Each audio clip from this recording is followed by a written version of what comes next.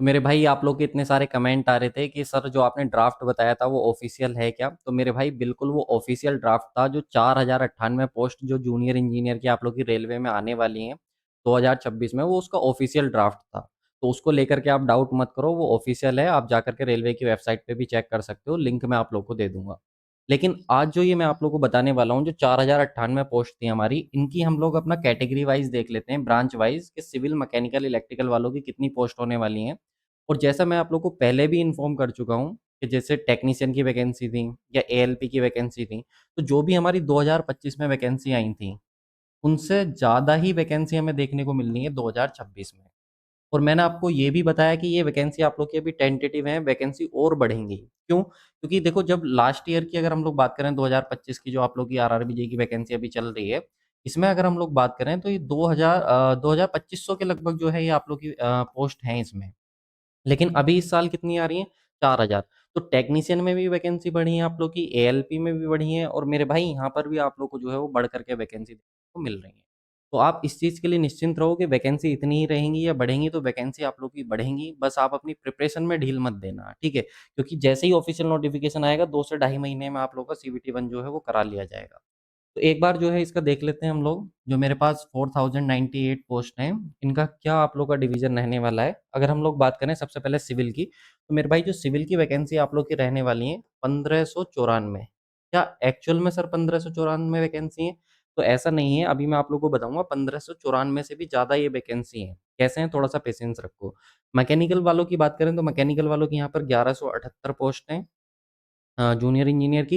Electrical वालों की बात करें मेरे भाई, तो यहाँ पे 614 पोस्ट रहने वाली हैं। और अगर हम लोग बात करें आप लोग एसएनटी या फिर सीएस और आईटी वालों की, तो यहाँ पर 303 पोस्ट जो है वो रहने वाली हैं। इसके बाद ये ट्रैक मशीन की अगर हम लोग बात करें, तो यहाँ पर 60 पोस्ट रहने वाली हैं। और एक आप लोग का होता है डीएमएस।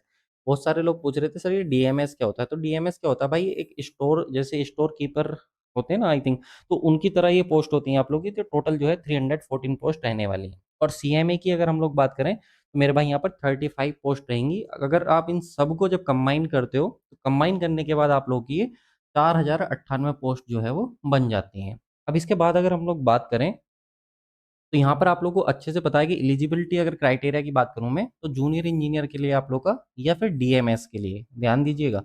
जूनियर इंजीनियर पोस्ट के लिए अभी मैंने आप लोग को बताया था ना कि जो वैकेंसी मैंने आप लोग को बताई हैं, जैसे 1594 सिविल वालों की बताई हैं, तो एक्चुअल में कहीं से ज़्यादा वैकेंसी हैं। अब मैं ये क्यों बोल पा रहा हूँ, तो यहाँ पे आप देखोगे कि जो जूनियर इंजीनियर है या फिर डीएमएस है, इसके लिए आप लोग का डिप्लोमा और डिग्री दोनों, तो यानी कि जेई की और डीएमएस की, ये दोनों वैकेंसी अगर आप मिला देते हो, तो यहाँ पर आप लोगों का जो है वो डिप्लोमा और डिग्री वाले जो है वो एलिजिबल हो जाते हैं। ऐसे ही अगर हम लोग बात करें, जो आपका सीएस और आईटी की जो पोस्ट हैं, उनमें आप लोग का बीई बीटेक चाहिए, सीएससी और आईटी में अगर आपने कर रखा है। और जो सीएमए की पोस्ट मैंने आप लोग को बताई है, यहाँ पर आप लोग का बीएससी होना जरूरी है। चाहे आपने फिजिक्स एंड केमिस्ट्री से अगर आपने बीएससी किया हुआ है, तो आप इसके लिए अप्लाई कर सकते हैं। बाकी हमारी ऑडियंस तो भाई मेनली सिविल वाली है, या फिर बात करें तो इंजीनियर्स वाली है, तो वो आप जो है अपना अप्लाई इसके लिए ज़रूर कीजिएगा। साथ में फ्रेशर्स के लिए बहुत अच्छी अपॉर्च्युनिटी है, और आप तो देख ही रहे हो कुछ टाइम से जो हर साल जो है आरआरबीजे की वैकेंसी देखने को मिल रही है।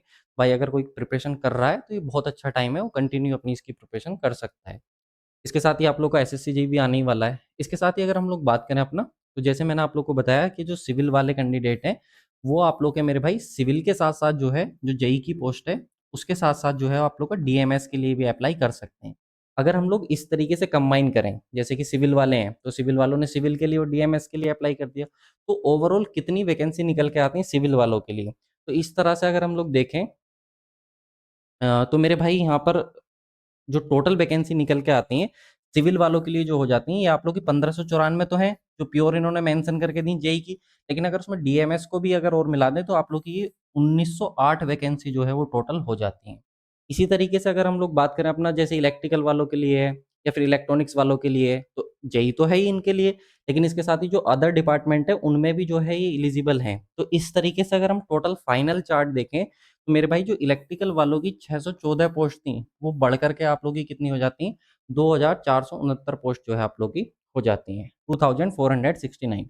वैसे ही मैकेनिकल वालों की मेरे भाई जो 1178 पोस्ट थी, वो बढ़ करके आप लोग की 2166 हो जाती हैं। और सिविल वालों की जो है वो लगभग लगभग आप लोग की 1900 पोस्ट हैं। ठीक है? इसी तरीके से सीएसआईटी वालों की बात करें तो 303 से बढ़ कर के 617 हो जाती हैं, और बीएससी वालों की अगर हम लोग बात करें तो मेरे भाई ये 35 पोस्ट ही आप लोग की रहती हैं। तो ओवरऑल ये आप लोग का डिवीज़न है, इतनी पोस्ट के लिए जो है आप लोग जो है वो फाइट करने वाले हो।